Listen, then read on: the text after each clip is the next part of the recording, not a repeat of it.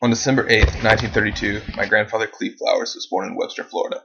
The United States at that time were in the midst of the Great Depression, and neither of my great-grandparents had jobs that provided for a lot of income. My great-grandmother was a homemaker, and my great-grandfather was a farmer and a fiddle player in a local bluegrass band. My grandfather was one of 7 children, with 6 sisters, 3 older and 3 younger. It is important to understand my grandfather's roots because they are what molded him into the person he is today, which in turn molded me into the person I am today. Alright, so fast forward 64 years.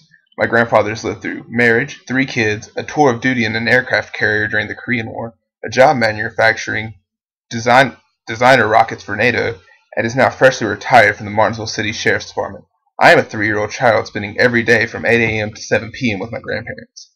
Both my parents were working long hours at this time of my life, and actually my time staying at my grandparents' house for such long periods of time was from around the time I was about 3 months old to around the time I was old enough to be at home alone, which started when I was in middle school. So what made this point really the beginning of our story?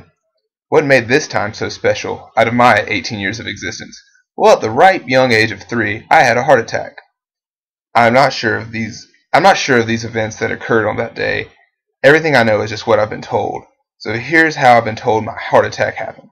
I was just sitting around playing with my toys like any other kids, and then I just collapsed.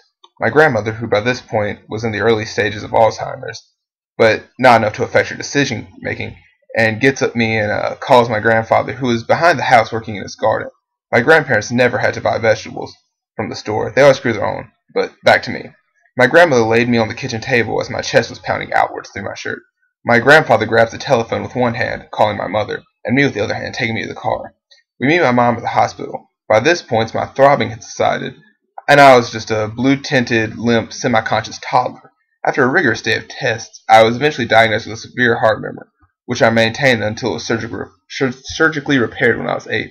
Somewhere in my subconscious, I believe this is the day in which I tracked me and my grandfather's bond to. As a little boy with a heart disease, one would probably expect for me to be spoiled and lazy and to receive everything I wanted out of sympathy. Well, that didn't happen. My grandfather didn't do that at all. He treated me like any other kid. He introduced me to books and taught me how to read. He showed me the one game that every little boy should know how to play: baseball. Many days of my life were spent outside with him, playing catch or hitting balls or something to do with sports. This is where he taught me many life lessons. The ones that he learned growing up in the swamps. Fairness, respect, trust, honesty, and other things that last a lifetime. I learned all of this from him. I learned moral fortitude from a man who quit his job at NATO because he wanted no part of building things across such destruction. For that I am eternally grateful.